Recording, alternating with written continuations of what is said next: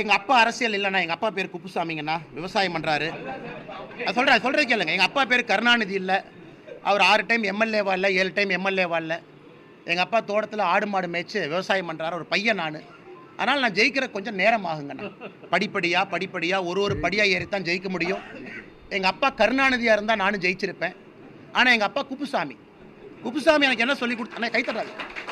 குப்புசாமி என்ன சொல்லி கொடுத்துருக்காருன்னா, தம்பி மெதுவாக போ, நியாயமாக போ, நேர்மையாக போ, நீ ஒரு நாள் ஜெயிப்பேன்னு தான் குப்புசாமி எனக்கு சொல்லி கொடுத்துருக்காரு. கனிமொழி அக்கா சொல்லியிருக்காரு, அண்ணாமலை அவர்கள் மாநில தலைவர் பொறுப்பிலிருந்து விலக வேண்டும்னு. ஒருவேளை கனிமொழி அக்கா பிஜேபிக்கு வர மாதிரி இருந்தால் பரிசீலனை பண்ணுறேன். செய்திகளை உடனுக்குடன் தெரிந்து கொள்ள உடனே சப்ஸ்கிரைப் பண்ணுங்க.